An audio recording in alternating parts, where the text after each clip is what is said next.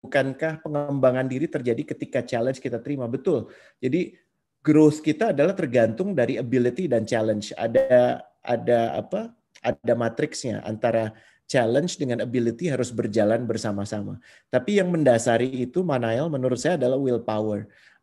Eko saya belum lihat punya willpower untuk melakukan itu because he's enjoying where he is right now. Gitu. Mestinya suatu saat bisa dibahas lebih terbuka sih ya dalam forum yang lebih kecil supaya we need to know what is your priority. Dan alasan lain buat Eko untuk beli buku yang sebentar lagi akan dikeluarkan namanya Your Job is Not Your Career. Masya Allah. Saya minta teman-teman juga mempunyai perspektif yang adil tentang chance. Karena seringkali pada saat kita bicara kesempatan, kita bicara soal pekerjaan. Ya, kita bicara soal jabatan yang lebih tinggi. Siapa tahu yang namanya kesempatan itu adalah meluangkan waktu lebih banyak bersama keluarga. Ya. Itu kesempatan ya. Jadi jangan pernah melihat kesempatan itu sebagai yang non-personal. No. Personal life juga kesempatan loh itu. Oke. Ya. Makanya kalau saya nggak terlalu memusingkan tentang kesempatan ini tidak akan datang 2 kali. Kalau ingin percaya itu ya silahkan aja. Tapi apakah Anda punya kendali akan kesempatan sehingga setiap kali menurut kita ada kesempatan kita harus ambil walaupun kita nggak menginginkan itu lebih buruk menurut saya. Karena satu, diri kita tidak kita pantaskan untuk mengambil kesempatan itu dan bisa jadi emang itu bukan yang kita mau ambil. Karena kesempatan yang lebih pas adalah kesempatan yang memang pas buat kita saat itu, kondisi kita saat itu. Kalau ditanya ke saya, prioritas hidup saya saat ini apa? Prioritas hidup saya adalah apapun yang bisa membuat saya menjadi lebih dekat kepada Sang Pencipta, saya akan ambil. Dan yang kedua, apapun yang bisa membantu membuat orang lain lebih dekat kepada Sang Pencipta, saya ambil. Yang ketiga itu baru bicara soal kebermanfaatan. Gitu. Ini saya ya. Dan pada saat semua orang mengatakan, aku ingat banget ya, Muna ada saksinya di sini. Pada saat semua orang mengatakan, majority of people mengatakan, dengan lo menggunakan lambang-lambang agama, nobody wants to work with you anymore. Banyak yang ngomong seperti itu. Datang-datang aja, gitu. Maaf ya. Jadi yang namanya kesempatan itu adalah dimensi memantaskan diri, bukan dimensi mengambil semua yang ditawarkan. Paham ya? Justru kita butuh keberanian untuk mengatakan, is this for me or not? Why do I think this is for me? Gitu. Dan pernah dengar ya kalau istilah yang lebih saintifik itu ada pull factor, ada push factor. Yang lebih berfungsi, paham nggak ya pull factor, push factor ya? Jadi kalau pull factor itu, misalnya Manael ditawari ada satu posisi di luar, gajinya lebih tinggi, itu pull factor.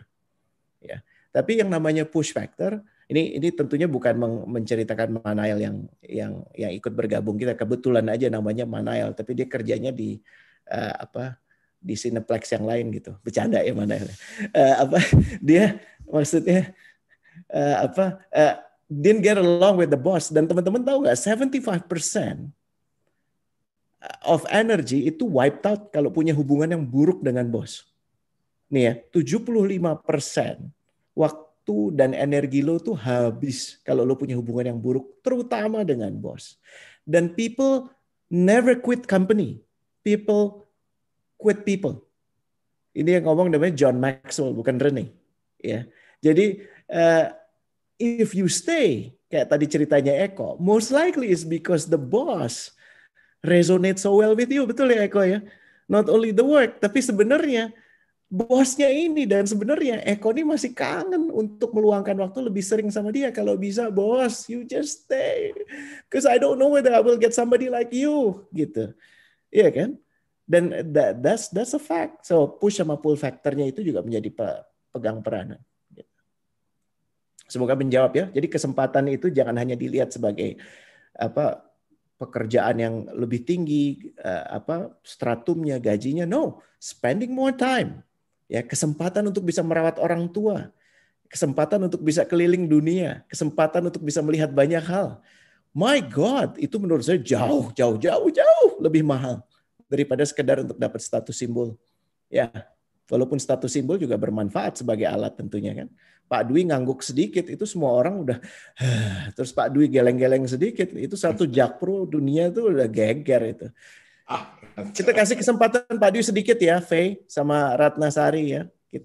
Kita minta Pak Dwi untuk share his story about quitting and joining and staying. Kadang-kadang yang tadi disampaikan oleh Rene itu ya, feeling seperti ini kan intuisi ya, kadang-kadang itu memang harus dilatih. Dan ini nggak gampang latihnya sih ya. Gimana Pak DWD ngelatihnya? Ini menarik nih pasti. Pengen tahu kan pasti? Kalau saya ngelatihnya melalui meditasi. Saya ikut di Bali Usada lah. Ya, Bali Usada meditasi. Itu cukup bagus lah. Bagaimana kita melihat diri sendiri gitu ya. Nah, kembali ke tadi masalah karir dan terus nyinggung masalah saya dari BPKP 6 tahun, kemudian di PwC 20 tahun. Ini kebetulan juga ada Heru, saya lihat ada salah satu partner dari PwC ini yang baru resign. Coba bayangin. Siapa udah Pak? Partner PwC resign gitu. Siapa Pak? Nggak tahu ini. Ini kayaknya kodenya NR ini mungkin PwC. Heru kenal nih. Nah, ayo berbagi Pak. Gini, maksud saya di mana-mana itu pasti ada plus minusnya lah. Ini normatif aja lah gitu ya. Terus kalau kita misalnya baru dapat kerja gitu kan pasti diselamatin kan, atau baru dapat jabatan gitu kan, selamat menjalankan pekerjaan, semoga menjadi ibadah, selamat menjalankan amanah. Jadi kerjaan itu ibadah dan amanah aja gitu. Ya, kompensasi itu hanya impact aja menurut saya. Ya. Nah, kalau kita sudah ke sana, ya itu selalu ada kita menimbang-nimbang dalam suatu organisasi pasti nggak mungkin nggak ada minusnya, nggak ada plusnya.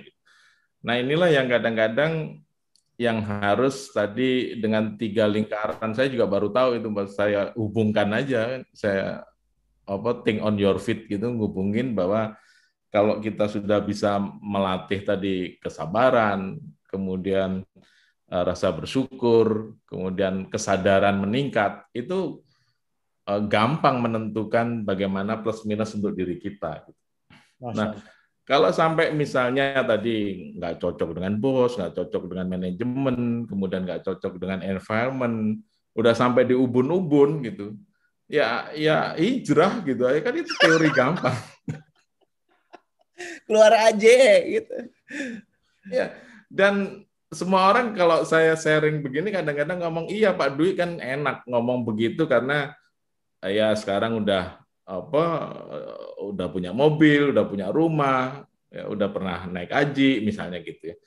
Tapi pada saat saya waktu dulu kerja di BPKP 6 tahun, Heru tahu ini sejarahnya juga.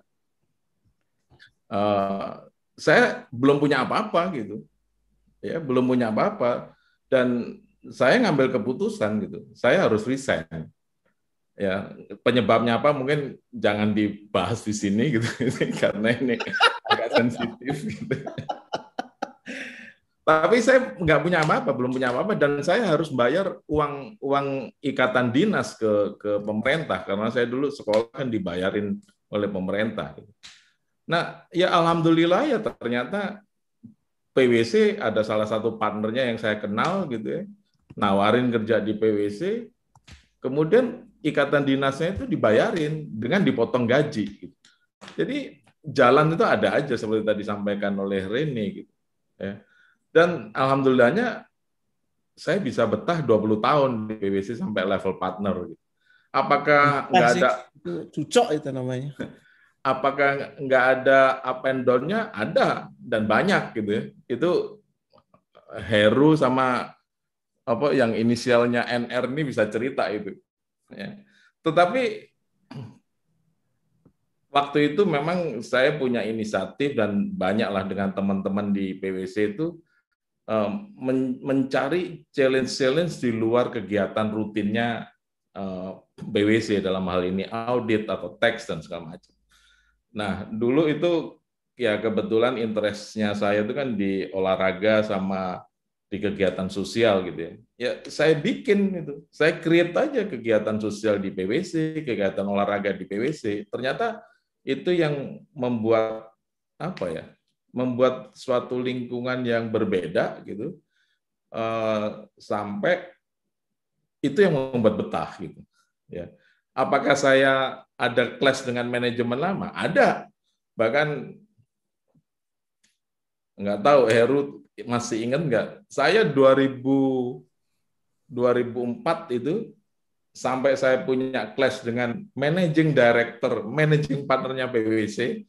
Itu saya ingat banget, orang dari New Zealand. Sampai orang itu kena deportasi. Masya Allah. Ya, ya kita hadapi gitu. Ya deportasinya karena kita juga gitu. Ya. Itu managing partner loh. Itu managing partner itu orang yang paling tinggi lah. Gitu.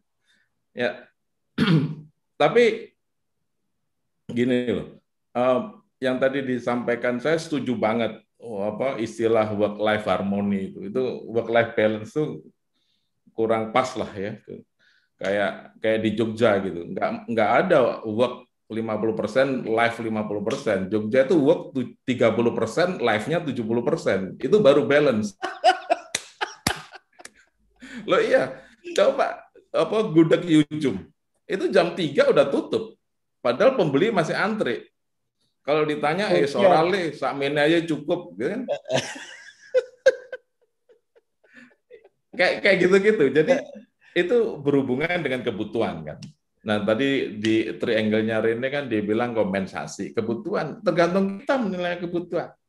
Apakah kita mau menyekolahkan anak kita di sekolah internasional? Apakah nggak cukup dengan sekolah negeri aja? Ya. Saya dulu sekolah negeri bisa juga hidup gitu, ya kan? Apakah kita harus menyekolahkan di boarding school yang biayanya mahal? Itu kan hanya pertimbangan-pertimbangan yang harus dipikirkan gitu. Kalau bicara masalah berapa besar sih kita pengen kompensasi gitu. Nah, kalau kita selalu high achiever tadi sampaikan oleh Pak Wahyu, bukan dalam konteks responsibility ya. Misalnya selalu melihat yang lebih tinggi, itu nggak akan ada habisnya. Ini agak sedikit niru Rene aja, nyontek-nyontek. Nah, wale. Jadi tadi saya bilang kalau misalnya ada galau-galau sedikit gitu ya, dan kalau masih bisa ditolerir, carilah aktivitas di luar kegiatan pekerjaan gitu ya, yang baik itu di internal organisasi maupun di luar organisasi. Kan banyak. Dan itulah yang sebetulnya akan meng-create kita bagaimana meningkatkan rasa syukur kita. Kadang-kadang kalau kita aktif di kegiatan sosial, di apa gitu ya, kita itu secara tidak langsung melatih rasa syukur tadi yang disampaikan oleh Rene gitu. Oh ternyata orang di luar tuh banyak loh yang lebih susah dari gua. Jadi ngapain gua harus keluar dari kerjaan? Bisa juga membuat itu menjadi membalikkan situasi galau tadi menjadi lebih settle gitu. Masya Allah. Jadi kadang-kadang kita lupa ya. Padahal sebetulnya sorry kalau mungkin semua agama kan mengajarkan ya. Kadang-kadang kita lupa bahwa rasa syukur itu akan timbul kalau kita justru lebih banyak berbagi dengan orang lain. Nomor satu, sesal itu biasanya ada proses internal yang belum selesai. Ya, sesal itu terjadi masih ada hal-hal yang belum tuntas. Contohnya kalau mekanisme berproses yang saya pelajari, yang saya coba jalankan adalah nomor satu, menerima kondisi dulu. Ya, karena kalau kita kalah misalnya, tapi kita bilang enggak, gue enggak kalah, gue menang, ya enggak akan beranjak gitu ya. Kita menerima kondisi di mana kita sekarang termasuk kondisi yang sudah berlalu. Itu. Dan kedua, belajar untuk mengakui emosi, dan ini berat. Tapi saya lihat dirimu fine-fine aja mengakui emosi itu, ya, dan mengatakan diri bahwa saya menyesal, itu udah progres. Daripada bahkan orang nggak tahu kalau dirinya nyesal, itu lebih nyesek lagi menurut saya. Ya, dan ketiga, deciding what to do. Baik dan buruk itu menurut saya secara sensori kita punya keterbatasan yang teramat sangat. Ya, mata kita cuma bisa melihat apa yang tidak ditutupi oleh dinding, betul ya? Benar ya? Yang kita bisa dengar cuma apa yang bisa ditangkap desibelnya oleh kuping ini. Padahal begitu banyak hal yang kita nggak dengar.